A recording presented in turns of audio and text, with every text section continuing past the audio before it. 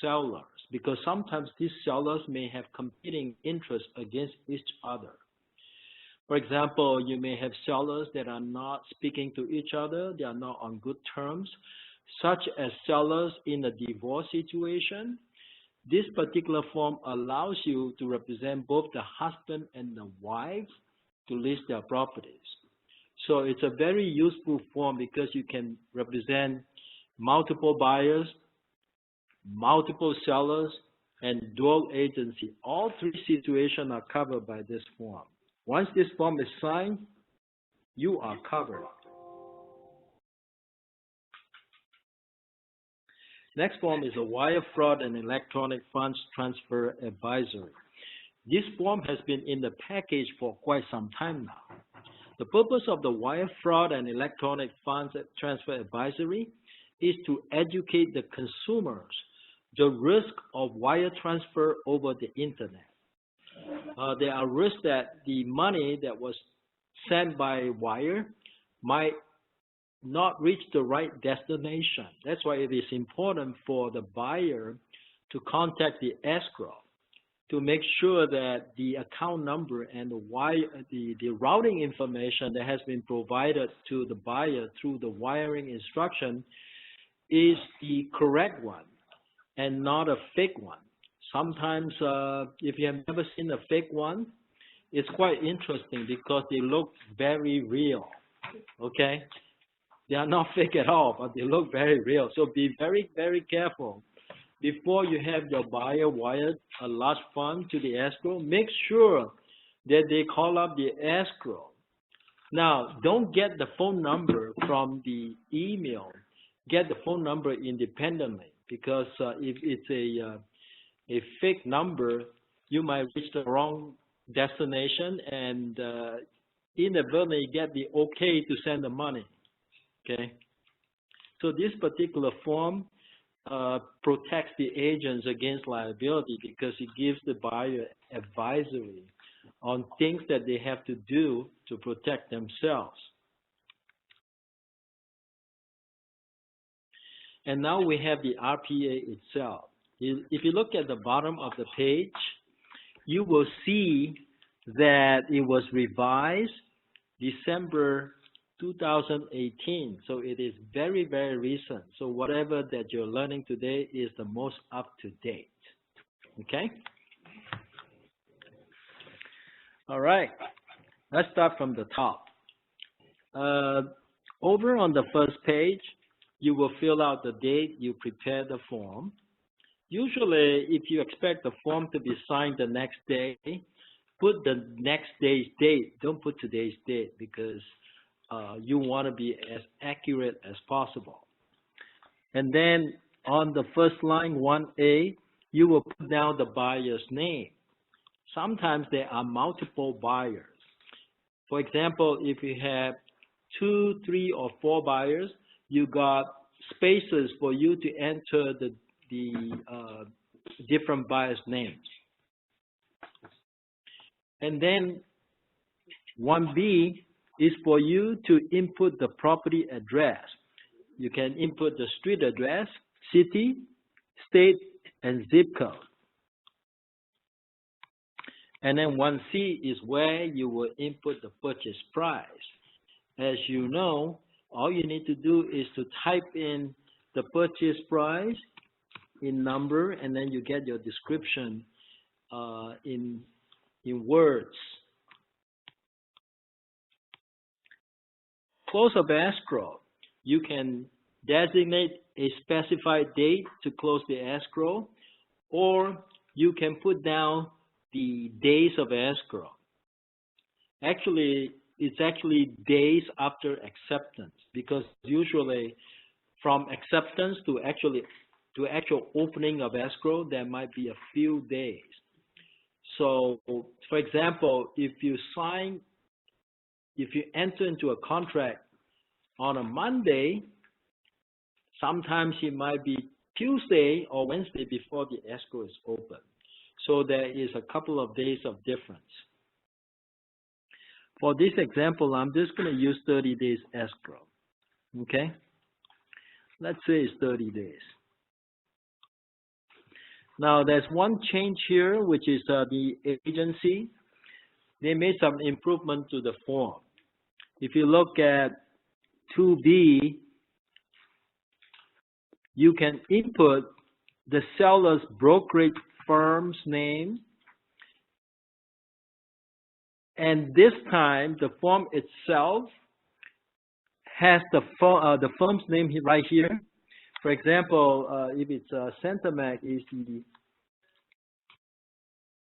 the buyer's, the seller's agent, you will input Centermac's name here and input Centermac's license number. And if we represent both the buyer and the seller, you will check this box. But if we represent the seller only, you will check the other box. In the example that I'm giving you, we represent both the buyer and the seller. And then here is where you as an agent would input your individual name here. I'll just use Liu Zhang as an example. Okay, and then Leo will put whatever his license number here. Buyer's brokerage firm, since we represent both sides, is also Centermac Realty Inc. If we don't represent both sides, then it's the other brokerage name.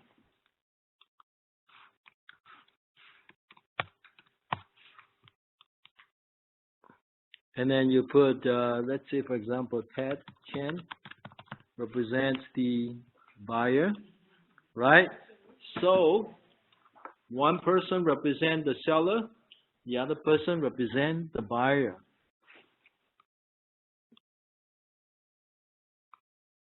Yeah, this is the first change to the new form. Now it's very clear. Paragraph 3, I don't see any change. But for the benefit of the new agents, the deposit is usually 3% of the purchase price. So if the purchase price is $1 million, 3% of that is $30,000. So I'm just going to put in $30,000, right? These days, we don't use checks anymore. It is almost always deposited by electronic fund transfer. So we'll just use the default. And by contract, the deposit would have to be made within 3 business days after acceptance. You can specify a different time frame, but 3 business days is like the standard practice. A business day does not include holidays, and it does not include Saturdays and Sundays.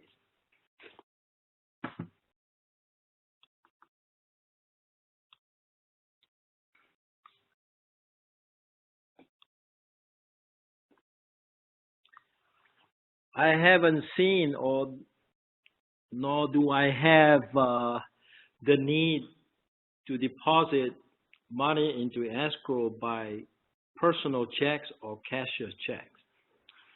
I don't think I have done it in that fashion for at least 5 years ago. Okay, so we don't do that anymore. Okay. Increased deposit is kind of rare. We don't normally do increased deposit in a residential transaction, but commercial is quite common.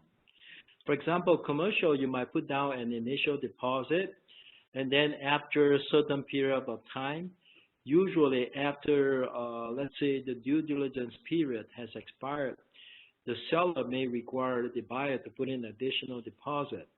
But it doesn't happen much in residential. Additional deposit is also called an increased deposit.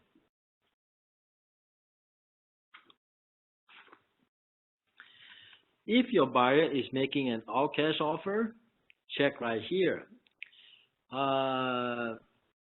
For purposes of illustration, I'm just going to assume that this buyer needs to get a loan, and the buyer is borrowing $600,000.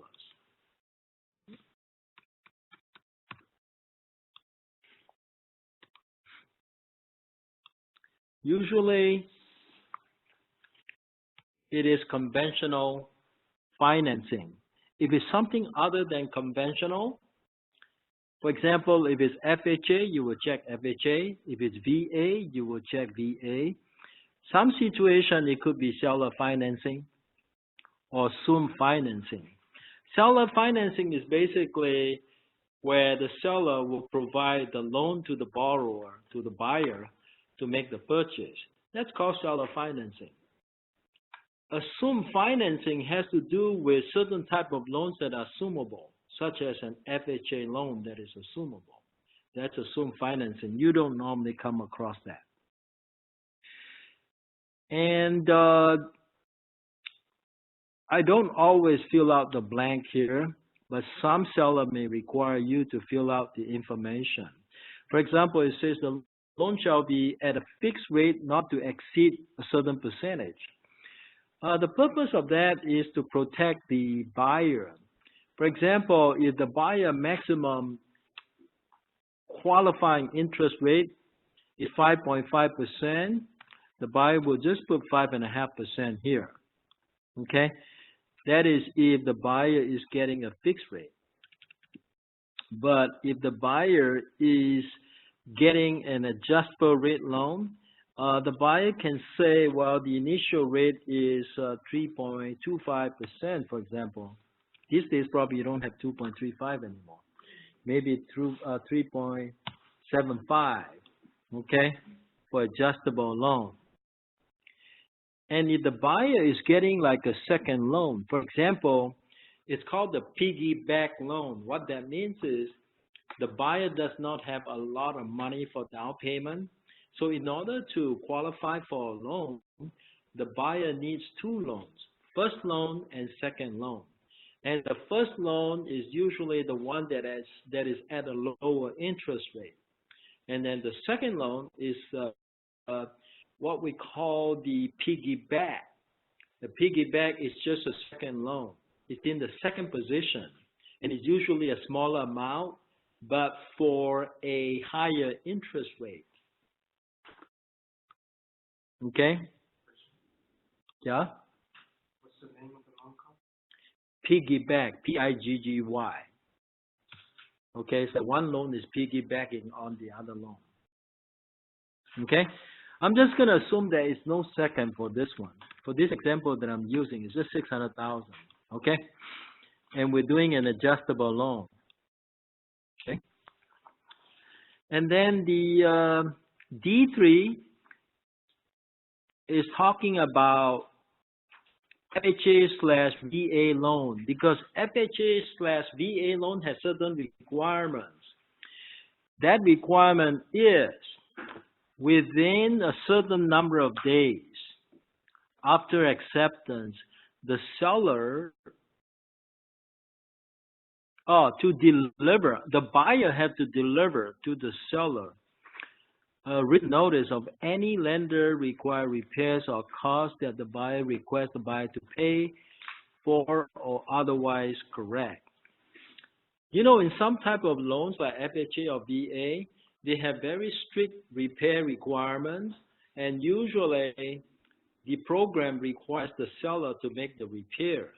And because of that, the seller wants to know early in the transaction what repairs they are required to make in order to help the borrower get the loan approved. So the default is 17 days. You can put in a different number. However, it also says here seller has no obligation to pay or satisfy lender requirement unless agreed in writing. What that means is, generally speaking, the seller has no obligation to make repairs to the property in order to assist the borrower to get the loan approved. However, some seller may want to do that just because it is a difficult property to sell. you know, they want to help the borrower to get the loan, so they're willing to put it in contract to make certain repairs for the property so that the borrower can get their loan approved. Required to have one, but if you need one, that's where you would indicate your appraisal contingency. And it's still 7 days there, that 17 days, so that did not change. If you don't need an appraisal contingency, just check this box. And loan applications, that's still the same as the old one. There's no change. So the buyer is supposed to submit a letter to the seller from the lender that indicate that the lender is reviewing the buyer's written application and credit report. Okay, that is a right that the seller has. Most of the time in our transaction, the buyer is seldom requested to provide that, but it is a right that belongs to the seller. Loan contingency.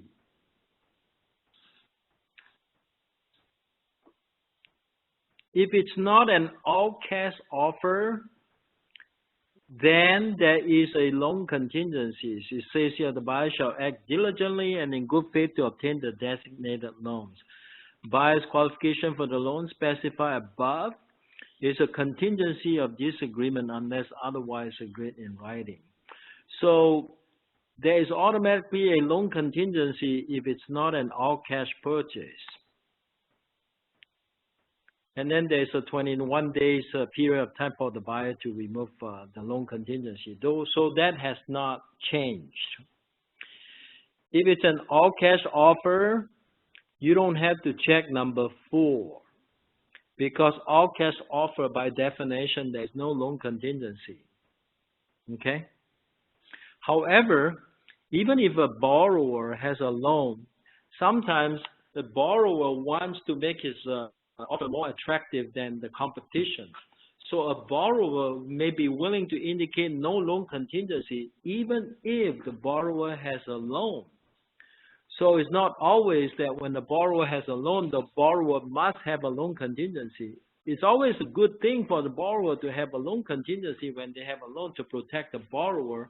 But sometimes in a very, very hot market, the borrower may be willing to give up the loan contingency. Okay, but as a real estate agent, we don't normally ask the borrower to waive the loan contingency unless there is a reason to. Lenders limit on buyer's credit. That's a standard provision. We don't need to do anything about that. Buyer stated financing, we leave that alone. And for the sale of buyer's property, now, if you have a buyer who needs to sell his home in order to make this purchase, for example, the buyer doesn't have enough money for down payment, and the buyer has to make sure that if he's not successful in selling his home, that he wants to be able to get out of this contract and not lose his deposit. Now, if that's the case, then you would include in this offer a contingency for the sale of buyer's property. That will be 4B here. The agreement and buyer's ability to obtain financing are contingent upon the sale of property owned by buyer as specified in the attached addendum. If your buyer is in that situation, you want to check B, okay? Now, if your buyer does not need to sell his or her home in order to make this purchase, for example, if you have a tenant who is buying property for the first time as a home buyer, then we don't need to worry about the sale of the buyer's property. We just need to kind of stick to the default. So the only time you will use B is when the buyer is currently having another property, but don't have enough money for down payment. That's the only time you will check B, okay? Otherwise, you use the default. All the other stuff will really depend on the individual situation.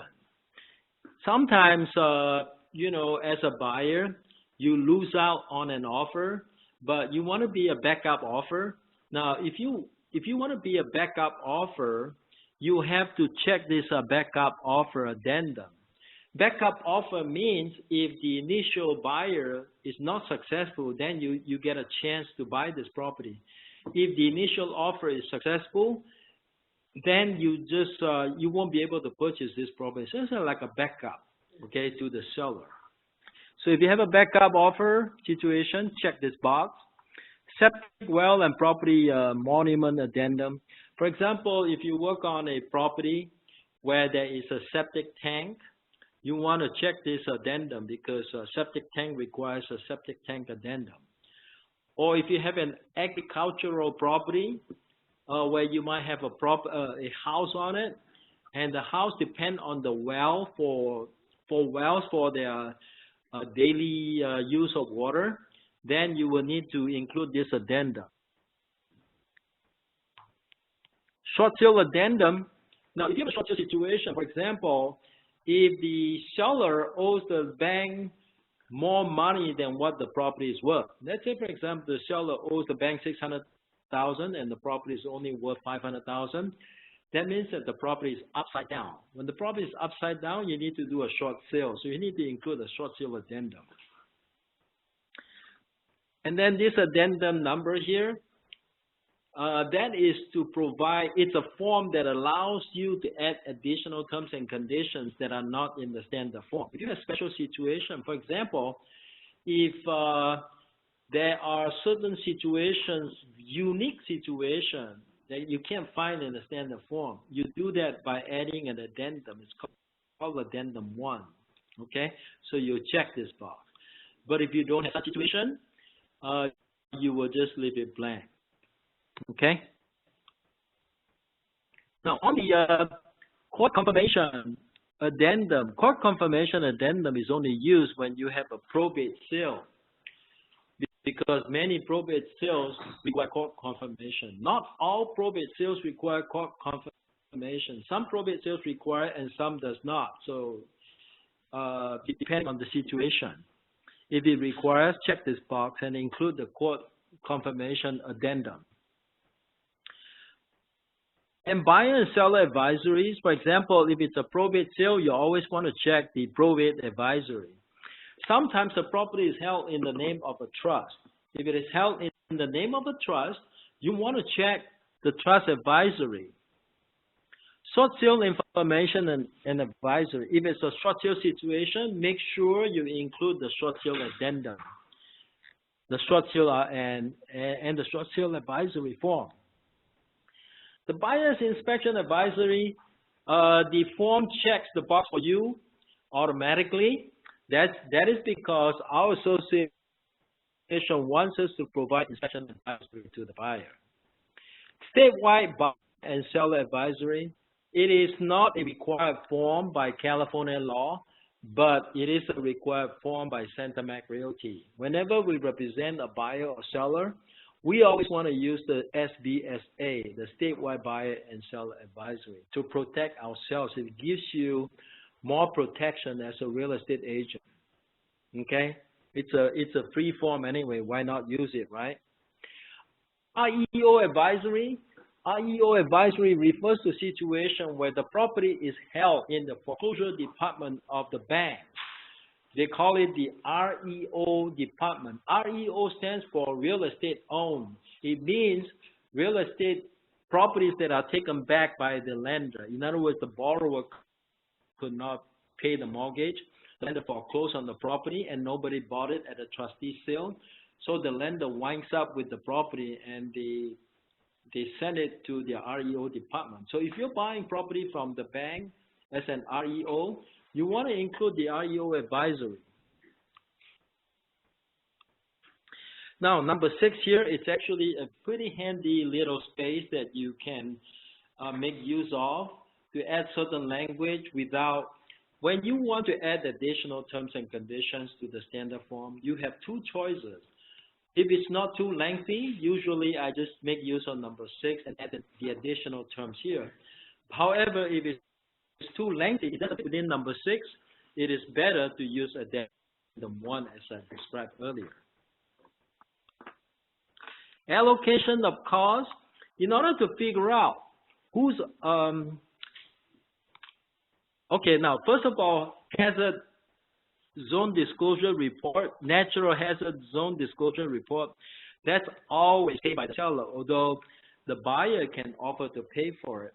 But standard practice, we always make the seller pay for it.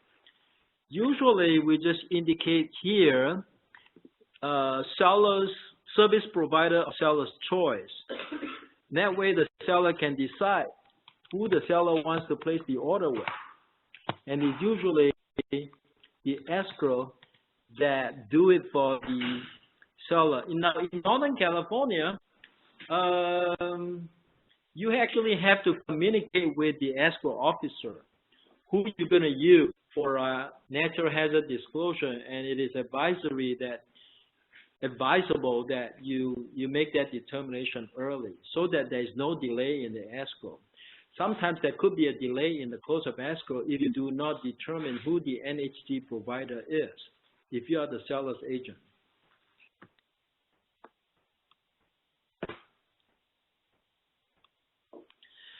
And if there are any other types of reports you want the seller to do, you can indicate here, okay? Now, sometimes the buyer and the seller can determine who's going to pay for what report. So, 2 and 3 gives you the ability. For example, if you have a tank situation, the buyer and the seller can decide who's paying for the report.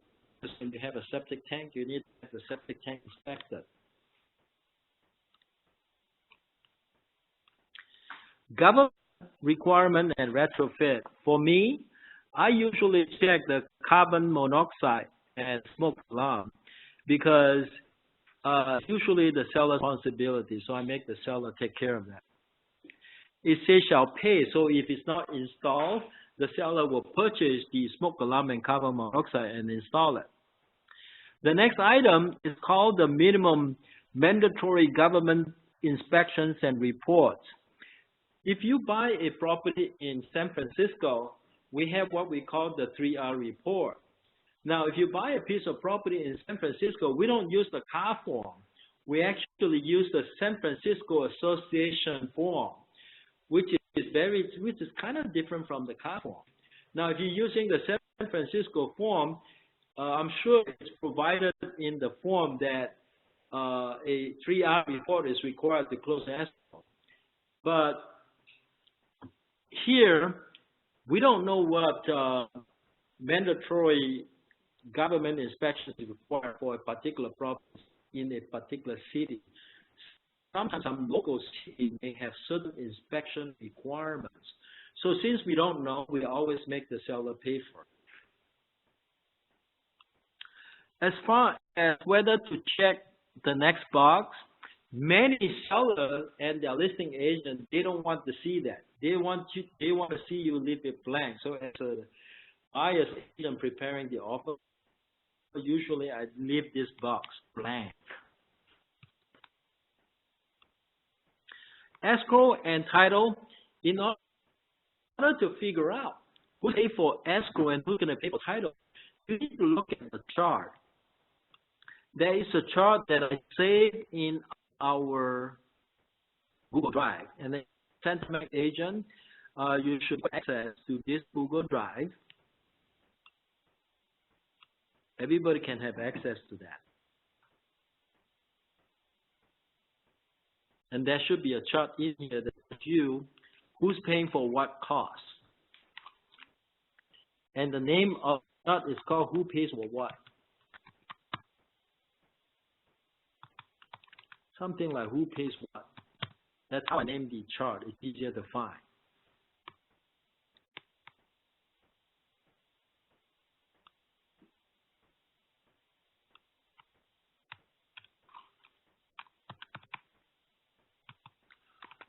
Oh, actually, it's in the agents folder. I believe it's in the agents folder, so I need to go into the agents folder.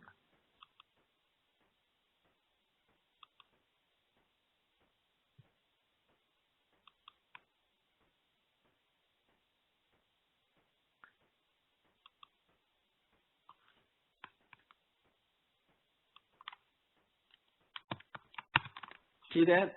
There is a PDF here. You can open the PDF And you should be able to see the chart here. Okay.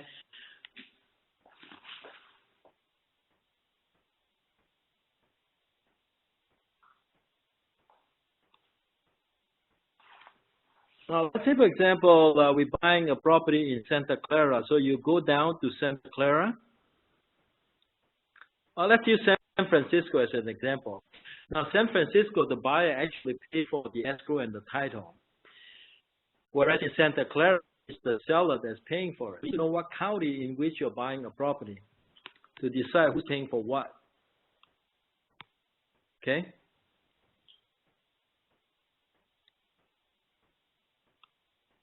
All right.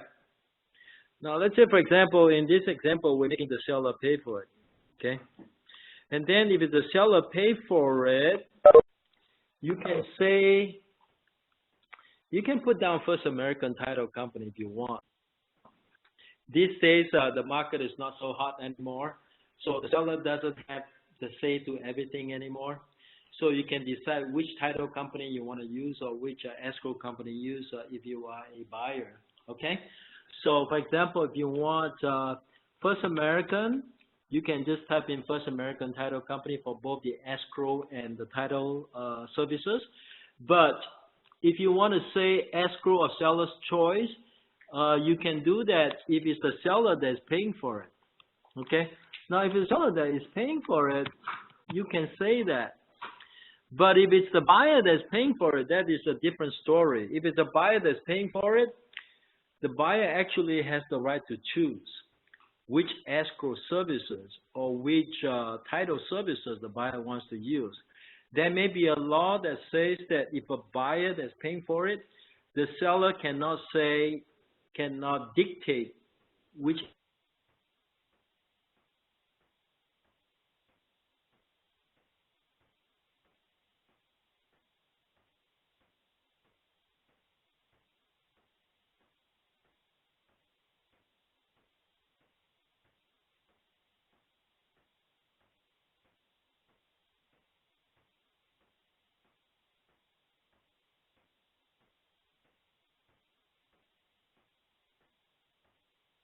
side who's paying for the city tax. For example, let's look at Santa Clara. If you're buying a piece of property in Mountain View, it will be a split between the buyer and the seller for the city transfer tax.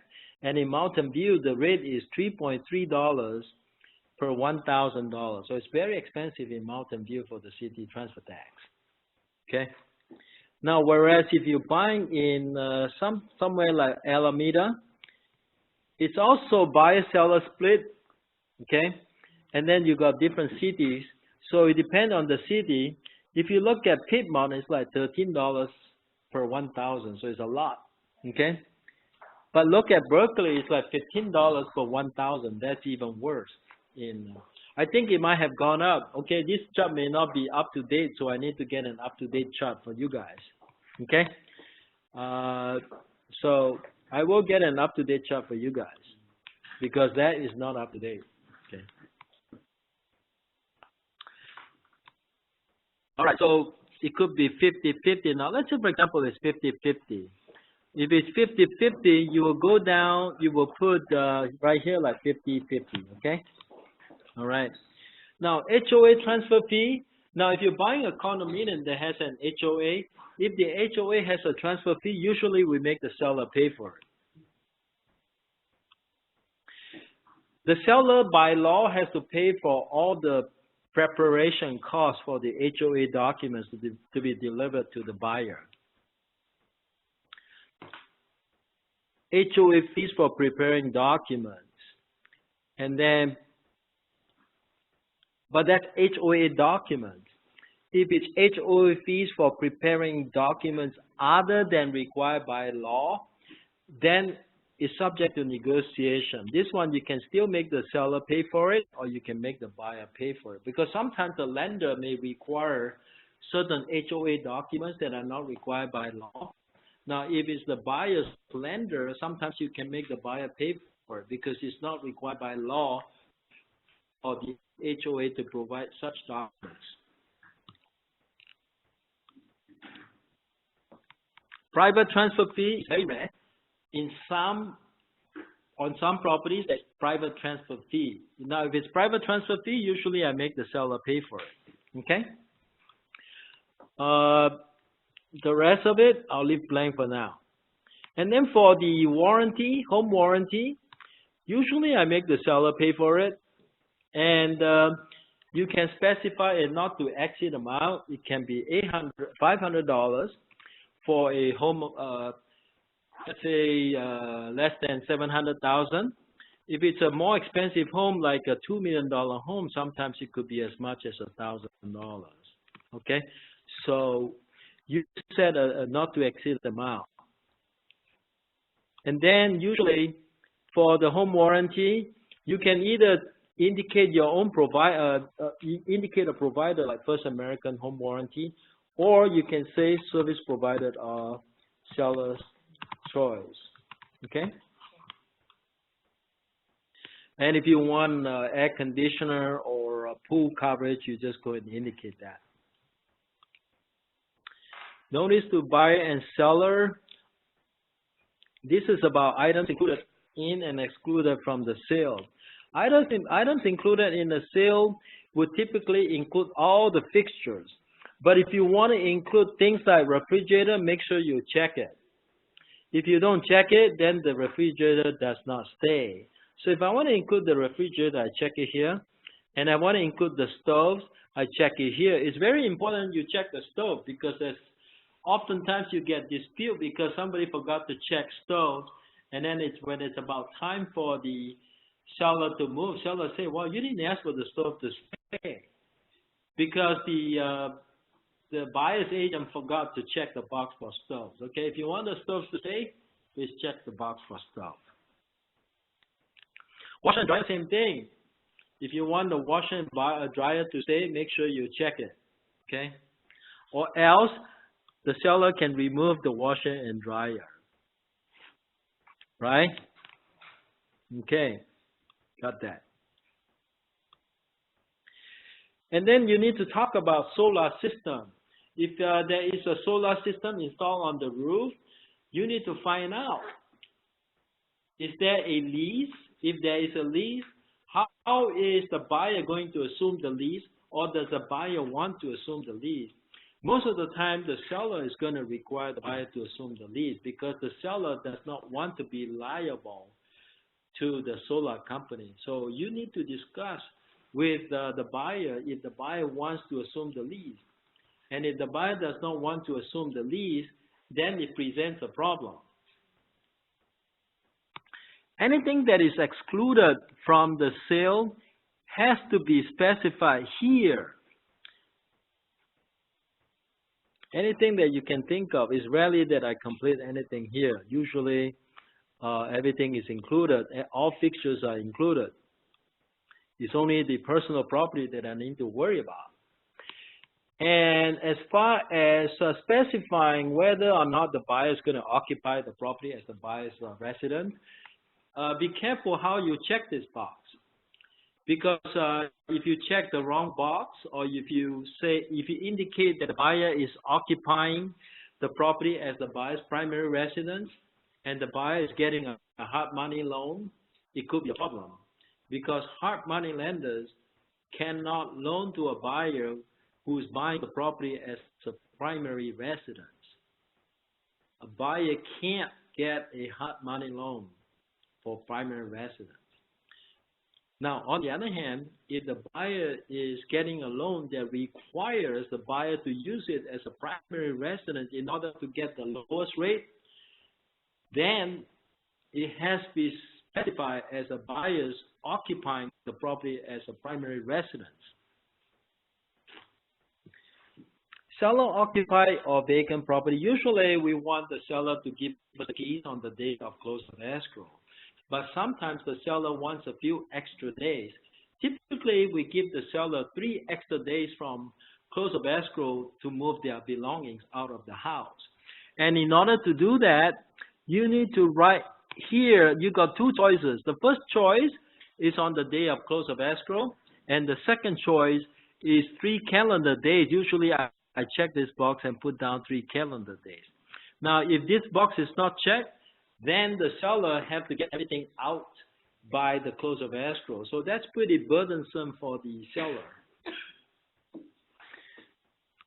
Usually we use 6 o'clock. 6 o'clock is like the default. Seller remaining in possession after close of escrow. This refers to situation where there is like lease back or rent back. Because some seller needs time to look for a replacement home.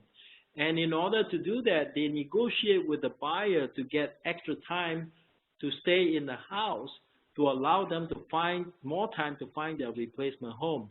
So in that situation, you might want to decide how much time you are going to give the seller. If you're giving the seller 29 days or less, you will check the first box, less than 30 days. If the seller is occupying 30 days or more, you check the second box. Why is there a difference? What's the difference between 30 days or between less than 30 days or 30 days or more? The difference is if he does not occupy the property more than 30 days, he's not a tenant. So you want to keep it to about 29 days. If he's not a tenant, he doesn't have all the tenant's rights. But if he's a tenant, he may have tenant rights that you don't want him to have. That's why, if possible, use 29 or less. But if you can't avoid it, then, by all means, use 30 or more days choice. Now, let's say, for example, he needs more than 30 days, so we'll check this box. Okay?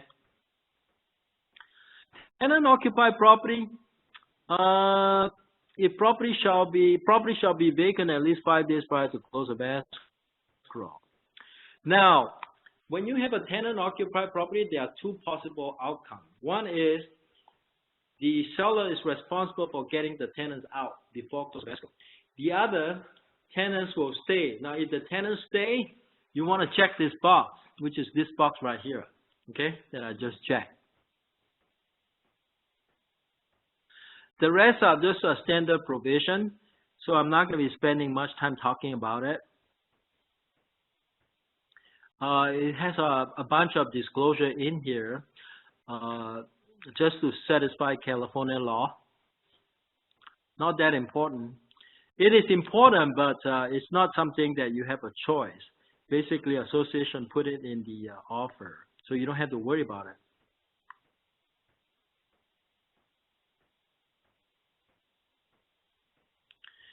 And we got a lot of standard provision here that I'm going to skip.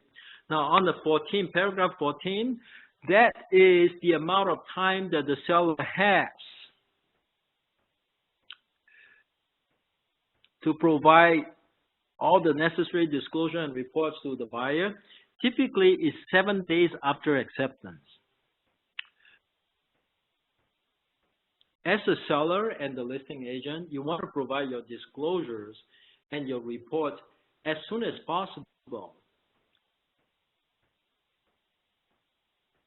If you even left out a report or disclosure, you are actually extending the contingency period without you even know it. Say, for example, you give the buyer 17 days contingency for inspection, and you left out one report, and the 17 days does not expire until 5 days after the last report is provided to the buyer. Why do I say that? Well, let's look at 14B1. It says buyer has 17 days after acceptance to complete all buyer's investigations, review all disclosures, reports, and so forth.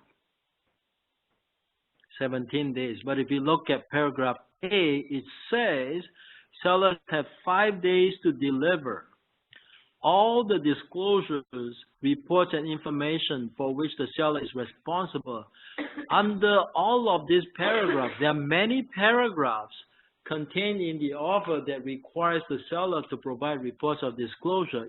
If the seller even left out one, it says here, if by the time specified, seller has not delivered any such item, buyer, after first delivering to seller a notice to seller to perform, may cancel this agreement.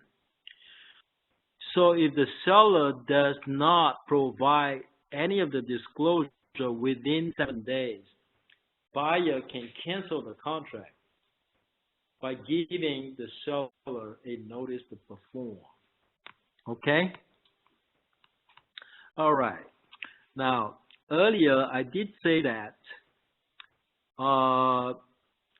if the seller forgot a report or disclosure, even though the contract provides for 17 days contingency period, the buyer actually has more than 17 days. And the reason is the 17 days does not expire until after the buyer has received all the reports and the disclosures from the seller.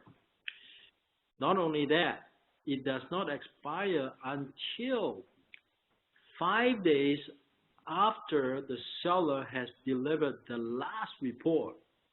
Let's say 17 days have passed. So suddenly the listing agent call up the buyer's agent and say, well, it's time for you to remove your contingency. And then the buyer's agent say, well, you know, you're supposed to give me the whatever report, okay? Let's say, for example, it's a 3R report, okay, in San Francisco, right? And they forgot to give the 3R report to the buyer. Buyer's going to say, well, I don't have to remove contingency yet because you forgot to give me the 3R report. So in reality, now by the time the listing agent finds out that they forgot to give the listing report and then provide it right away, right? Let's say 17 days have passed. So the buyer is going like, hey, I don't have to remove because you didn't give me the 3R report. And then the listing agent gives the 3R report to the buyer on the 17th day. Buyer has 5 extra days to remove the contingency. Now, what if the buyer is playing game with you? Buyer knows how many reports you forgot to give him, right? And if he wants to buy extra time, all he needs to do is to tell you 1 report at a time that you forgot to give. Right? And as a listing agent, you have to understand what reports you have to give to the buyer. All of it. Or else they're just going to go one at a time, right? Oh, you forgot to give me this. Oh, you forgot to give me this, right? Then they keep extending the contingency period, right? Okay. All right. In this situation, can the listing still send you the notice? They can send, I'll just tell them, hey, every time they send me something, right? They send me the 3R report.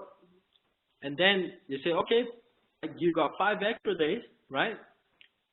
All right, 5 days pass. All right, selling agent, time to remove contingency, right? You said, well, I'm not removing. What about this other report you have not given me yet? And then he said, well, you should have told me sooner. Why did you wait until now? You're playing games, right? Of course, it's not nice to play games. I'm just saying that if you're on the other side, you're the listing agent, people could play games on you. If you're not on top of your disclosure and the reports, people can go 1 report at a time and say, you didn't give me that, you didn't give me that, you didn't give me that, right? So they can actually give you the notice to perform after they have given you all of the reports and you still have not removed your contingencies, okay? This has been around for a long time, but if you are learning it for the first time, good for you.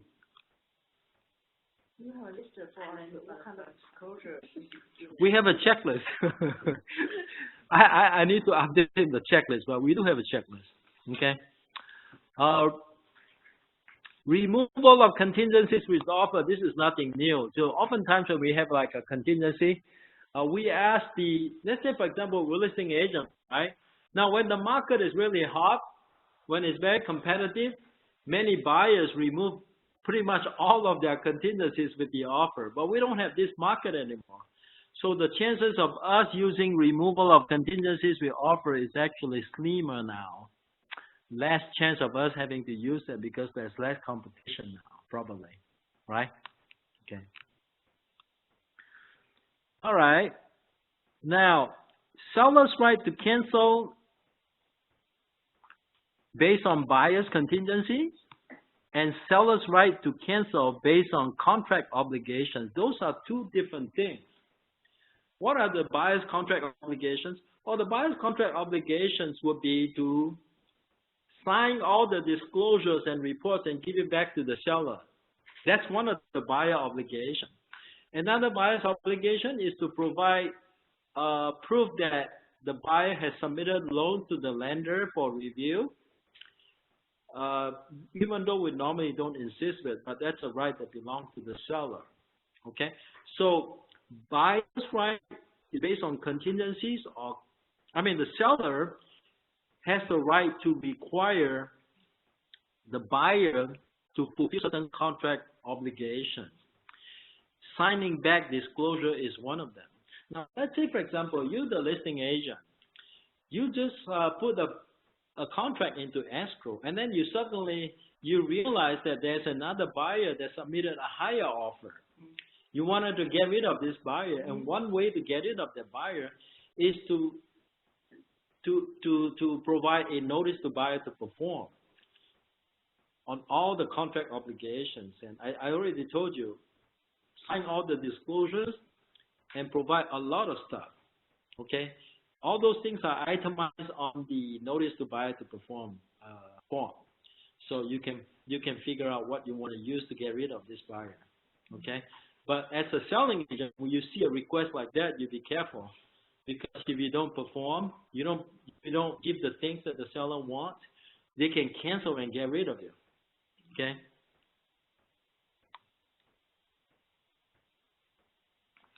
Notice the buyer to perform, the standard is that we give them 2 days to perform.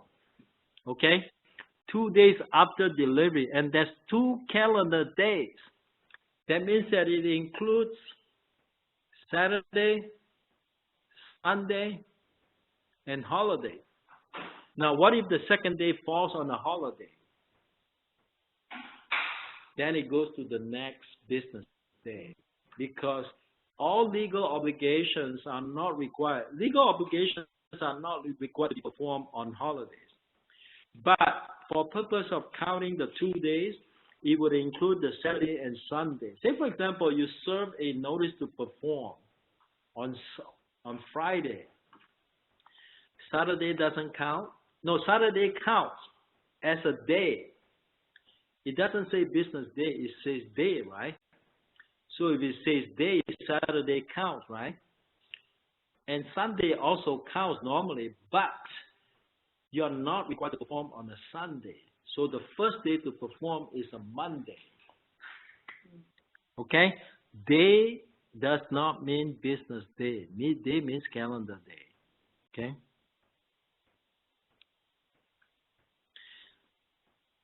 Now, I want to talk to you about this $1,000 thing. If a buyer has the right to get their deposit back, you have to give it back. If you don't give it back, there could be serious consequences. Okay? Now, minimum is $1,000 penalty.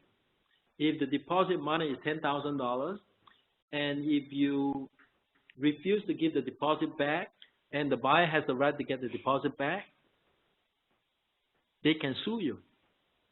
And on top of that, you have to pay their attorney's fees. Okay? And it can be very serious. Have you ever seen the attorney's fees? That is like $100,000 for dispute over $15,000 deposit. You probably haven't heard it. I'm not kidding you. It's a true case. Okay? Final verification of condition. Now, this is one where I want to talk to you about. Normally, before you receive the key to the house, right, you do what they call a final walkthrough, right? Now, when you do a final walkthrough, if there's a problem with the house, it's better that if it's not a major problem, you wait until close of escrow to fix it, because otherwise it might delay close of escrow.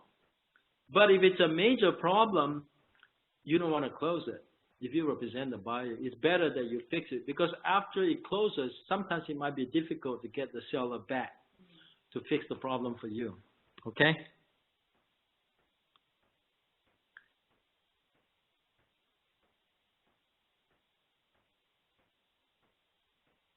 Now, this is where you put a copy of this agreement, including any counteroffer and addendum, shall be delivered to escrow within 3 days after acceptance. That's why as a listing agent or selling agent, whenever you have an offer accepted, immediately email the accepted offer to the escrow because you only got 3 days to do it.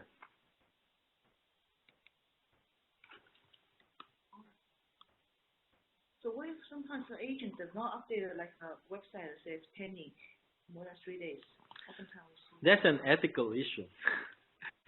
That is an ethical issue. Yeah. Okay. Now this one is very important. Don't forget. Number 21. Make sure you don't accidentally leave out the initial. Because you do, somebody might get mad at you in the future because there are some legal consequences if you don't include the initials. Make sure you include the initial. Now, what happens if you have 4 buyers? Then what do? You put in 4 initials here? Yeah, you put in 4 initials. Now, actually, how do you squeeze in 4 initials? It's hard. So there is another form that you use to make up for the other 2 initials. Okay? It's called the additional signature addendum. All right? You use the additional signature addendum. All right? Don't get lazy. If you need 4 initials, put in 4 initials. Right? Put in 2 here and 2 more in the additional signature addendum. Might be tough. I don't think the system allows you. You have to kind of like, but you don't have to do that. Just use the additional signature addendum. You need to use that form anyway because that requires you to use that form. Dispute resolution, and same thing. When you have arbitration clause, make sure you get everybody to initial that. If you forgot, somebody might get upset at you in the future. Okay? Didn't look like they make a lot of changes here. A lot of stuff is still the same. Okay?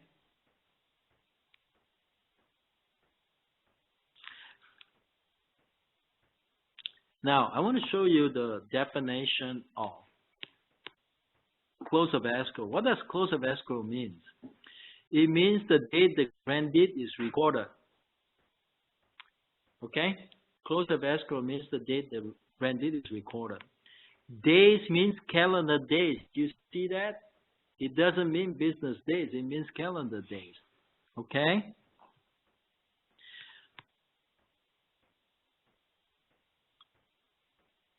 And usually for the expiration for the offer, I'm just going to use the standard expiration unless you have a reason to use a different one. The standard expiration is usually 3 days, right? 3rd day after the offer is signed by the buyers, 5 o'clock. That's the standard. And this is where you put, now you see this checkbox right here? For example, if your buyer is a trust or a business, you want to use the representative capacity form, okay? If your buyer is a business or a trust, or if it's a probate case, then you will need to use a representative capacity signature disclosure form. And this is where you put the buyer's name, okay? And this is where you put your seller's name and signature if the seller accepts the offer.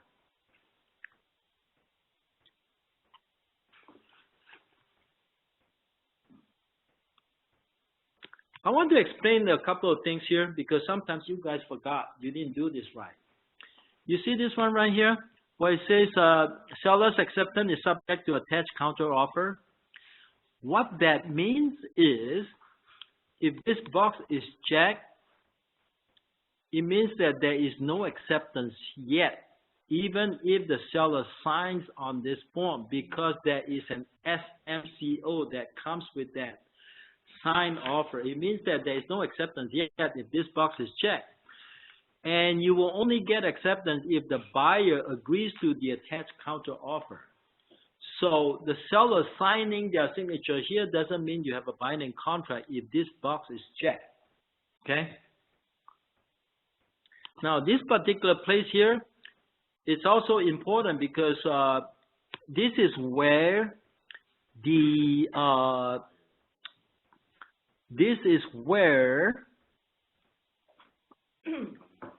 actually it's initialed by the agent, not the buyer, because it says confirmation of acceptance. Do not initial in making a counter offer.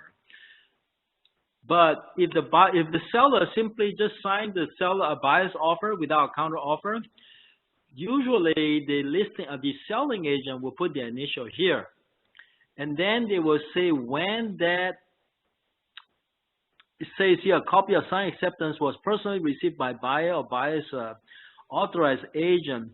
Now, so the buyer submits an offer, and then the seller accepts the offer, and then the buyer's agent will initial here, and then the buyer's agent will indicate when that signed acceptance was received, and you will put down the date here and the time. And the reason why you need to do that, because sometimes when you're in a lawsuit, you need to find out exactly what time acceptance was received. Because if acceptance is not received, there is no binding contract. Got that? If acceptance is not received by the other side, there's no binding contract. That's why the buyer's agent needs to initial here and put down the date and the time that the signed acceptance is received. Okay? And over here is where you fill out the respective brokers and agents information. I'm sure you guys know how to do that, right?